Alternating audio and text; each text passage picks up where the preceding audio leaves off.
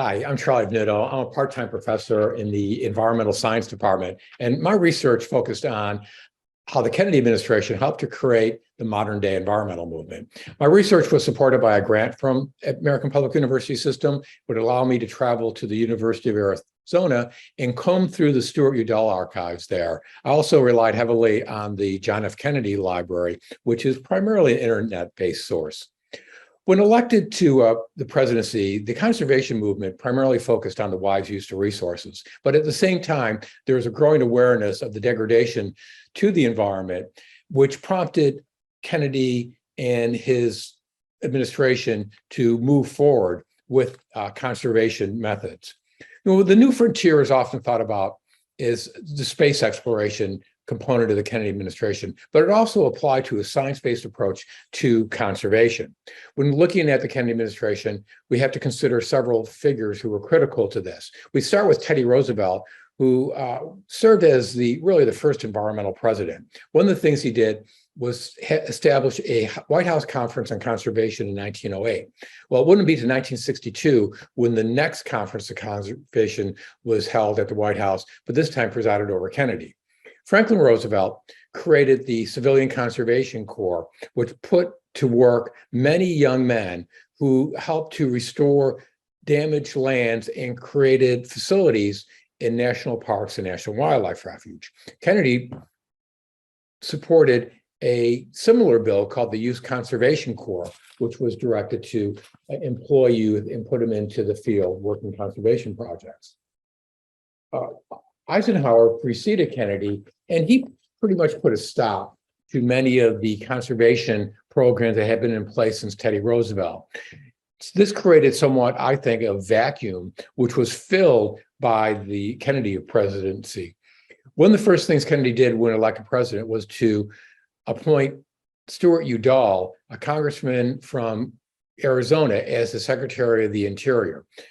Udall had great environmental conservation achievements during his terms as a congressman and would serve as the point person for all conservation measures throughout both Kennedy and Johnson administration. In 1963, his book, The Quiet Crisis, was published, which reviewed the conservation movement in America, as well as what needed to be done to facilitate a more sustainable relationship to the environment.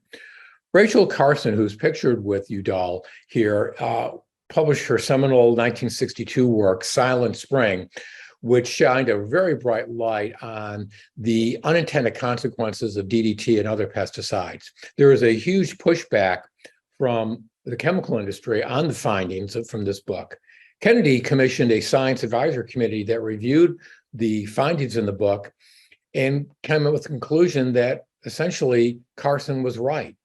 By the way, Carson served on a committee to help elect Kennedy as president.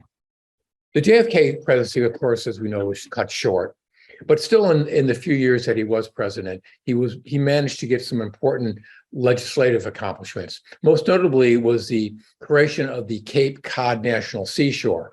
What's important about this is that federal funds were used to acquire private lands, and this set a precedent for future acquisition of lands for park and recreational and refuge services. They also, during his presidency, they improved the Federal Pollution Control Act for air and water, which one of the acts, the Water Pollution Control Act, was originally vetoed during the Eisenhower administration. Other programs developed and promoted by JFK did not see passage until the Johnson administration. The Wilderness Bill, the Land and Water Conservation Fund were similar to the civil rights legislation that got bogged down during his presidency, but were eventually approved under Johnson's leadership. Ironically, Nixon, who Kennedy defeated in 1960, oversaw the creation of the Environmental Protection Agency and the modern Clean Air and Clean Water Acts. But the seeds of all these programs were developed and nurtured under the JFK administration. Thank you.